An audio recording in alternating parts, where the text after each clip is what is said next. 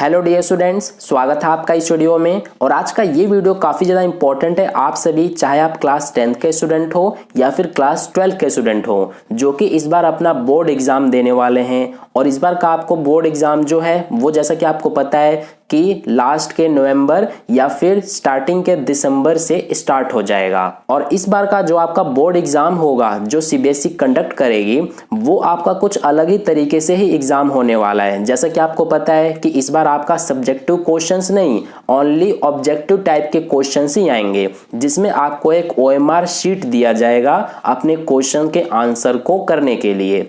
तो जो OMR sheet होता है उसको किस तरह से फिल करेंगे, यानी किस तरह से उसको हैंडल करना है, ये काफी सारे स्टूडेंट्स को इसमें प्रॉब्लम है। तो उसी प्रॉब्लम को इस वीडियो में हम सॉल्व करेंगे। यानी इस वीडियो में मैं आपको समझाऊंगा बिल्कुल अच्छे से कि कैसे आपको अपने ओएमआर शीट को पूरे अच्छे से फिल करना है, क्या क्या इंपॉर्टेंट बातों को उसमें ध्यान रखना है, कौन कौन सी ऐसी चीजें हैं जो आपको नहीं करना है और कौन सी ऐसी चीजें हैं जो आपको करना है। ठीक है, उन सभी के बारे में इस वीडियो में हम बात करेंगे। तो इस वीडियो को पूरा लास्ट तक देखना, आपके सभी डाउट्स जो हैं ओएमआर शीट से रिलेटेड वे क्लियर हो जाएंगे। तो नमस्कार दोस्तों, मेरा नाम है सूरज और स्वागत है आपका हमारे इस YouTube channel friend of maths पर। तो चलिए हम आगे बढ़ते हैं।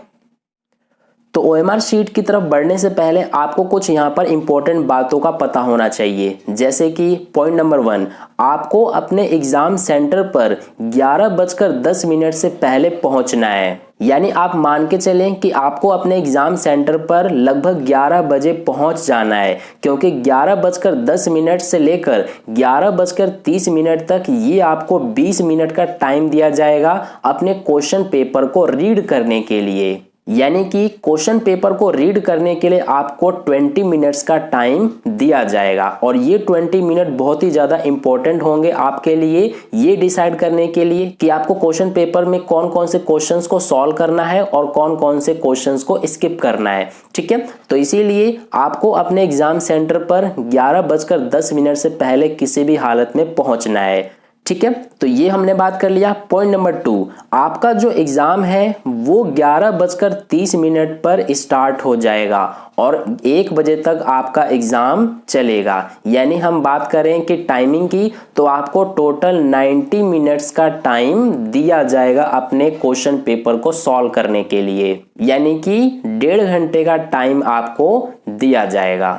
रोल नंबर की बात करते हैं, तो अगर आपको सीबीएसई द्वारा जारी किया गया रोल नंबर पता है तो बहुत अच्छी बात है, और अगर नहीं पता है तो कोई बात नहीं, क्योंकि जो आपका रोल नंबर है वो आपके ओएमआर शीट पर पहले से ही प्रिंट किया हुआ मिलेगा। यानी आपका ओएमआर शीट जो है, जो आपको एग्जाम में मिलने वाला है, उसमें आपका रोल नंबर पहले से ही लिखा हुआ होगा। इसको आपको लिखने की जरूरत नहीं पड़ेगी। वैसे आपको याद होगा तो बहुत अच्छी बात है, और अगर नहीं भी याद है तो कोई प्रॉब्लम वाली बात नहीं है। अब इसके अलावा पॉइंट नंबर 4 की बात करते हैं। तो इसमें ब्लू या फिर आपको ब्लैक बॉल पॉइंट पेन का ही यूज करना है ओनली अपने एग्जाम में। इसके अलावा जो पेंसिल है, पेंसिल का यूज आपको नहीं करना है। ये सीबीएसई ने स्ट्रिक्ट कहा है कि आपको एग्जाम में पेंसिल का यूज कहीं पे भी नहीं करना है। ओनली या तो ब्लू या फिर ब्लैक बॉल पॉइंट पेन का यूज करना है। तो ये कुछ इंपॉर्टेंट बातें हैं जिनका आपको ध्यान रखना है। अब हम बढ़ते हैं ओएमआर शीट की तरफ। तो ये आप देख सकते हैं कुछ इस तरह का आपका ओएमआर शीट मिलने वाला है अपने एग्जाम में। अब हम देख लेते हैं कि इसको हमें किस तरह से फिल करना है। सबसे पहले यहाँ पर आप पढ़िए क्या लिखा हुआ है, यूज ओनली ब्लू या ब्लैक बॉल पॉइंट पेन। जैसे कि मैंने आपको पहले बताया था कि आपको पेंसिल का यूज कहीं पे भी नहीं करना है, या तो आपके पास ब्लू पेन होना चाहिए या फिर ब्लैक, और only ball point, gel pen का भी यूज नहीं करेंगे आप, ओनली बॉल पॉइंट पेन का ही यूज करेंगे। अब देखिए यहाँ पर सबसे पहले जो आपका ये बॉक्स है अपने ओएमआर शीट पर, ये आपको देखने को मिलेगा अपने रोल नंबर का, जिसमें आपका रोल नंबर पहले से ही लिखा हुआ होगा। जैसे कि मैंने आपको पहले बताया था कि आपका रोल नंबर पहले से ही यहाँ पर प्रिंट किया हुआ मिलेगा। ठीक है, और इसी को यहाँ पर वर्ड्स में लिखा गया होगा। यहाँ पर आप देख सकते हैं ये रोल नंबर आपका डिजिट्स में लिखा गया है, नंबर्स में, और यहाँ पर ये वर्ड्स में लिखा गया है। ठीक है, ये चीज भी आपको पहले से ही लिखा हुआ मिलेगा। इसके बाद नेक्स्ट है कि आपका day and date of the examination, यानी कि कौन से डे को और कौन से डेट को आपका एग्जाम होगा वो यहाँ पर लिखा हुआ मिलेगा। जैसे देखिए यहाँ पर फ्राइडे लिखा गया है, यानी कि फ्राइडे को एग्जाम है, और कौन से डेट को, 26 तारीख 11वां महीना 2021 को, यानी 26 नवंबर 2021 को एग्जाम है और फ्राइडे को है, तो ये लिखा रहेगा। इसके अलावा अगर आपका 2 दिसंबर 2021 को एग्जाम है तो यहाँ पर उसका डे लिखा गया होगा और यहाँ पर 2/12/2021 लिखा गया होगा। ये चीज भी पहले से ही लिखा हैगा, ये भी आपको लिखने की जरूरत नहीं है। इसके बाद नेक्स्ट है आपका केंद्र संख्या व नाम, यानी कि सेंटर नंबर एंड नेम, यानी जहां पर आप अपना एग्जाम दे रहे हैं, या फिर यूं कहें कि जौन से एग्जाम सेंटर पर अपना आप एग्जाम दे रहे हैं उसका यहाँ पर नेम लिखा गया होगा और उसका सेंटर नंबर लिखा गया होगा। वैसे तो ऑलमोस्ट सभी जो एग्जाम सेंटर एंड नेम है और जो ये स्कूल कोड एंड नेम है, ये दोनों आपके सेम ही लिखे हुए मिलेंगे। ठीक है, एक ये वाला और एक ये वाला, ये दोनों आपके सेम ही रहेंगे। किसी किसी में हो सकता है डिफरेंट हो, लेकिन ऑलमोस्ट सभी में ये दोनों सेम ही रहेंगे। जो आपका सेंटर नंबर एंड नेम है और जो स्कूल कोड एंड नेम है, ये दोनों सेम रहेंगे और ये दोनों भी पहले से ही लिखे हुए रहेंगे। इसके अलावा नेक्स्ट है जो आपका सब्जेक्ट कोड एंड नेम है, वो यहाँ पर आपका लिखा हुआ रहेगा। जैसे देखिए सब्जेक्ट आपका इंग्लिश कोर है, इसका जो कोड है वो 301 है, तो ये भी आपका पहले से ही लिखा हुआ मिलेगा। अगर मैथ्स का है तो यहाँ पर मैथ्स सब्जेक्ट लिखा रहेगा और मैथ्स सब्जेक्ट का यहाँ पर कोड लिखा रहेगा। ठीक है, नेक्स्ट यहाँ पर आपका स्टूडेंट का जो नेम है वो लिखा रहेगा, यानी जो अभ्यर्थी यानी कैंडिडेट नेम है जो एग्जाम दे रहा है। जैसे आप एग्जाम दे रहे हैं तो आपका यहाँ पर नाम लिखा हुआ रहेगा, पहले से ही ऑलरेडी यहाँ पर लिखा रहेगा आपका नाम, और यहाँ पर आपके फादर का नाम लिखा रहेगा। यानी बात करें जो ये पूरा पोर्शन है आपका, ये पूरा ही आपका पहले से ही प्रिंट किया हुआ रहेगा, इसमें आपको कुछ भी एक्स्ट्रा नहीं लिखना है। ठीक है, यहां तक आपको समझ में आ गया होगा। इसके बाद यहाँ पर जो ये बॉक्सेस आप देख रहे हैं, इसमें आपको क्या करना है कि जो आपको क्वेश्चन पेपर मिलेगा उसके यहाँ राइट हैंड साइड कॉर्नर में आपको कुछ डिजिट्स या फिर यूं कहें कुछ कोड लिखे हुए रहेंगे, उन्हीं कोड्स को यहाँ पर लिख देना है। जैसे मान लीजिए फॉर एग्जांपल यहाँ पर हम मान लेते हैं लिखा गया है CL5G2, इस तरह से कुछ लिखा हुआ रहेगा आपके क्वेश्चन पेपर में यहाँ राइट हैंड साइड कॉर्नर पर, तो उसी को यहाँ पर आपको लिख देना है कुछ इस तरह से। ये हमने सिर्फ मान लिया है, कुछ इस तरह का कोड लिखा रहेगा, तो यही आपको ऐसे लिख देना है। ठीक है, यहाँ तक आपको समझ में आ गया होगा। अब हम बढ़ते हैं नेक्स्ट। तो यहाँ पर आप जो देख रहे हैं, यहाँ पर जो ये पेंसिल से लिखा हुआ है, यहाँ पर आपका कुछ भी नहीं लिखा रहेगा, ये बिल्कुल ब्लैंक होगा, यानी ये पूरा खाली रहेगा। यहाँ पर खाली इसलिए रहेगा क्योंकि यहाँ जो आपका एग्जाम में इन्विजिलेटर होगा या फिर यूं कहें जो सुपरिटेंडेंट होगा, उसका यहाँ पर स्टैंप लगेगा, यानी यहाँ पर मुहर लगेगा। ये बिल्कुल खाली रहेगा, यानी बिल्कुल ब्लैंक। यहाँ पर जो आपका एग्जाम का सुपरिटेंडेंट होगा यानी इन्विजिलेटर, उसका यहाँ पर स्टैंप लगेगा, मुहर। ठीक है, अब हम आगे बढ़ते हैं। यहाँ पर जो ये आगे आप देख रहे हैं, ये पूरा आपका आंसर करने का यहाँ पर पोर्शन है, इसके बारे में बाद में बात करते हैं हम। सबसे पहले यहाँ पर नीचे आप देखिए, यहाँ पर जो ये बॉक्स आप देख रहे हैं ये पूरा, इसमें सबसे पहले देखिए यहाँ पर क्या लिखा है, I confirm that all particulars given above are correct. तो ये जो पूरा आप देख रहे हैं जो ये लिखा गया है पहले से, इसी को आपको अपने हैंड राइटन में यानी अपने हाथों से यानी अपनी राइटिंग में यहाँ पर लिखना है। देखिए यहाँ पर लिखा गया है please right above statement from your hand, यानी अपने हाथों से ये जो पूरा स्टेटमेंट लिखा गया है इसको आपको लिख देना है। जैसे सबसे पहले लिखा है आई, फिर लिखा गया है confirm that all particulars given above are correct, ये लिखना है हमें अपने हाथों से, ठीक है, कुछ इस तरह से। और यहाँ पर आप देख सकते हैं ये जो लिखा गया है, तो इसके ऊपर यहाँ पर आपको अपना सिग्नेचर करना है, यानी अपना साइन करना है कुछ इस तरह से। जैसे मैं यहाँ पर अपना साइन कर देता हूँ, इसी तरह से आपको भी अपना साइन करना है, ठीक है। अब इसके बाद बात करते हैं नीचे जो ये पूरा पोर्शन आप देख रहे हैं, जैसे टोटल करेक्ट आंसर्स यहाँ पर बॉक्स बने गए हैं, यहाँ पर टोटल करेक्ट आंसर्स यहाँ पर बॉक्स बने गए हैं। तो इसमें आपको कुछ भी नहीं करना है। इसके अलावा जो ये नीचे पूरा, यानी कि इसके बाद जो ये नीचे पूरा पोर्शन है, इसमें आपको कहीं पर भी कुछ भी नहीं करना है, ठीक है। बस आपको इस बॉक्स में लिख देना है जो यहाँ पर लिखा गया है उसको, और यहाँ पर आपको अपना सिग्नेचर करना है ओनली, बस, ठीक है। अब हम बढ़ते हैं यहाँ पर। तो सबसे पहले देखिए यहाँ पर हमारे टोटल, इसमें देख सकते हैं यहाँ पे 1 कॉलम में टोटल 15 यहाँ पर क्वेश्चंस हैं।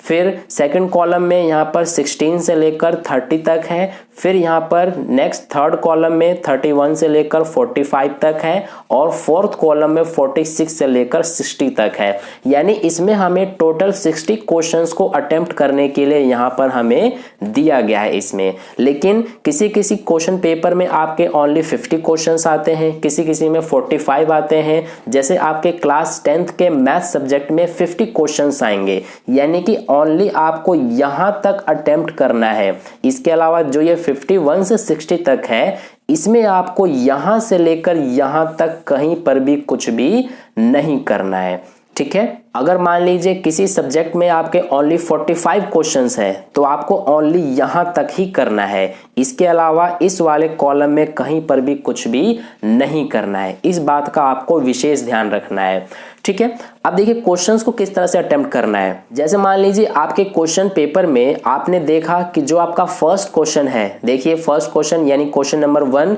के लिए यहाँ पर हमें अटेम्प्ट करना है। तो क्वेश्चन नंबर 1 का आपने देखा कि जो बी ऑप्शन है वो बिल्कुल राइट है। तो आप क्या करेंगे, यहाँ पर लिखा हुआ है ABCD, तो चारों ऑप्शंस में से हमें पता चल गया कि क्वेश्चन नंबर 1 के लिए बी ऑप्शन राइट है। तो आप इस तरह से बी वाले जो सर्कल है उसमें इस तरह से आप ये शेड कर देंगे। और शेड करते टाइम आपको ध्यान रखना है कि आपके पास या तो ब्लू या black only ball point pen होना चाहिए, जेल पेन नहीं होना चाहिए, ठीक है। इतना बात आपको समझ में आ गया होगा। अब देखिए जो यहाँ पर हमें पता चल गया कि क्वेश्चन नंबर फर्स्ट के लिए बी ऑप्शन बिल्कुल राइट है, तो इस बी को आपको यहाँ जो ये स्टार बना हुआ है इसकी बॉक्स में यहाँ पर इस तरह से बी लिख देना है। अब इसके अलावा मान लीजिए कि क्वेश्चन नंबर 4 में आपको पता चल गया कि सी ऑप्शन राइट है, यानी आपका क्वेश्चन पेपर जो है उसमें क्वेश्चन नंबर 4 का जो सी ऑप्शन है वो बिल्कुल राइट है। तो यहाँ पर इस तरह से आप सी वाले जो सर्कल है उसमें इस तरह से शेड करेंगे, और यहाँ पर जो ये स्टार वाले बॉक्सेस हैं इनमें इसके सामने यहाँ पर आप सी लिख देंगे। यानी जिस पर आप सर्कल कर रहे हैं तो उसी लेटर को आपको इस स्टार वाले बॉक्स में लिख देना है, ठीक है। अब मान लीजिए जैसे कि एक एग्जांपल के थ्रू समझते हैं। मान लीजिए क्वेश्चन नंबर 6 है, तो क्वेश्चन नंबर 6 में आपको पता चला कि जो ए ऑप्शन है वो बिल्कुल राइट है, यानी कि जो ए ऑप्शन है ये राइट है, लेकिन आपने गलती से बी वाले ऑप्शन पर इस तरह से आपने शेड कर दिया। यानी आपको तो पता है कि क्वेश्चन नंबर 6 का जो ए ऑप्शन है वो बिल्कुल राइट है, लेकिन आपने गलती से बी वाले ऑप्शन पर इस तरह से शेड कर दिया। तो ये अब तो आप मिटा नहीं सकते हैं, तो आप क्या करेंगे कि जो ए ऑप्शन राइट है उसको इस स्टार वाले बॉक्स में ऐसे लिख देंगे। तो अब क्या होगा कि जो पेपर को चेक करेगा वो ओनली ये देखेगा, यानी जो ये स्टार वाले बॉक्स हैं इनको देखेगा, जो ये शेड किए गए हैं इनकी वैल्यू नहीं रहेगी। आपका सिर्फ जो ये स्टार में आपने लिखा हुआ है लेटर वो देखे जाएंगे, ठीक है। तो इसका एडवांटेज आपको एक ये मिल जाएगा कि आपने गलती से अगर किसी भी अलग लेटर पर शेड कर दिया और आंसर में आपने यानी कि स्टार बॉक्स में आपने सही आंसर लिखा है तो यही वाला चेक किया जाएगा, ठीक है। जैसे मान लीजिए क्वेश्चन नंबर 10 जो है, क्वेश्चन नंबर 10 का सी ऑप्शन राइट है, लेकिन आपने गलती से डी ऑप्शन पर शेड कर दिया। तो यहाँ पर ये हमने डी ऑप्शन पर गलती से शेड कर दिया, लेकिन हमें पता है क्वेश्चन नंबर 10 का सी ऑप्शन राइट है। तो अगर गलती से आपने इस तरह से शेड कर दिया तो आप स्टार वाले बॉक्स में सी ही लिखेंगे, ठीक है। इस तरह से आपका गलत होते हुए भी ये सही हो जाएगा, क्योंकि जो आपके आंसर को चेक करेगा वो आपके सिर्फ स्टार वाले बॉक्स में जो लेटर लिखे हुए हैं उसी को चेक करेगा। ठीक है, आई होप आपको यहां तक समझ में आ गया है। अब इसके अलावा जो यहाँ पर आप ये हैश वाला देख रहे हैं, इसमें क्या करना है कि जो क्वेश्चन आपने अटेम्प्ट नहीं कर रहा है उसको यहाँ पर आपको दिखाना है। जैसे मान लीजिए कि आपका जो क्वेश्चन नंबर 2 है वो आपसे नहीं हो रहा है, यानी क्वेश्चन नंबर 2 को आपको नहीं पता है आंसर क्या होगा, तो इसीलिए इसका क्या करेंगे आप क्वेश्चन नंबर 2 का कि इसमें आप तो कुछ कर नहीं सकते हैं क्योंकि इसका आंसर आपको पता नहीं है, तो इसीलिए जो ये 2 है इस पर आप इस तरह से यहाँ शेड कर देंगे। यानी जो ये हैश वाला आप देख रहे हैं कॉलम, इसमें वे सारे सर्कल किए जाएंगे जो आपने क्वेश्चंस अटेम्प्ट नहीं किए हैं। ठीक है, इतना समझ में आपको आ गया होगा। तो ये कुछ इंपॉर्टेंट बातें थी जो आपको अपने OMR शीट को भरते टाइम बहुत ध्यान में रखना है। ठीक है, इसके अलावा यहाँ पर आप देख सकते हैं जो ये रॉन्ग मेथड है वो यहाँ पर दिखाए गए हैं और यहाँ पर राइट मेथड दिखाए गए हैं। जैसे कि यहाँ पर आप देख सकते हैं इसमें जो 4 ऑप्शन है उसमें से 2 ऑप्शन को यहाँ पर शेड किया गया है और दोनों में से एक पर इस तरह से टिक किया गया है और दूसरे पर क्रॉस किया गया है, तो ये बिल्कुल रॉन्ग मेथड है। ये आपका बिल्कुल भी चेक नहीं किया जाएगा अगर आप इस तरह से करते हैं। तो राइट आपका मेथड ये है, जैसे यहाँ पर आपने 2 पर शेड किया और इसमें से ये वाला राइट है, तो सिर्फ इसी के ऊपर आप इस तरह से शेड करेंगे, इस बी वाले पर शेड नहीं करेंगे। इसके अलावा जो नेक्स्ट आपका रॉन्ग मेथड है वो आप देख सकते हैं, इसमें जैसे बी वाला ऑप्शन राइट है तो आप ओनली इस तरह से टिक नहीं कर सकते हैं, आपको पूरा इस तरह से शेड करके दिखाना पड़ेगा। ठीक है, और इसके अलावा जो यहाँ पर आप देख सकते हैं रॉन्ग मेथड, इसमें भी आप देख सकते हैं 2 यहाँ पर सर्कल को शेड किया गया है जिसमें से एक वाले सर्कल पर इस तरह से टिक किया गया है, तो ये भी रॉन्ग मेथड है। राइट मेथड आपका ये वाला है। ठीक है, आपको 4 ऑप्शंस में से ओनली एक ही ऑप्शन के ऊपर शेड करना है जो आपका आंसर राइट है उस पर। ठीक है, आपको 2 ऑप्शन पर कभी भी शेड नहीं करना है। इसके अलावा नेक्स्ट यहाँ पर आप देख सकते हैं इस तरह से आप कोई भी सर्कल के अंदर डिजाइन नहीं बनाएंगे, आपको इस तरह से पूरा सर्कल को शेड करना है। फिर इसके बाद ये अगला रॉन्ग मेथड है, इस तरह से भी आपको नहीं करना है, ओनली 1 जो सर्कल है उसी को शेड करना है।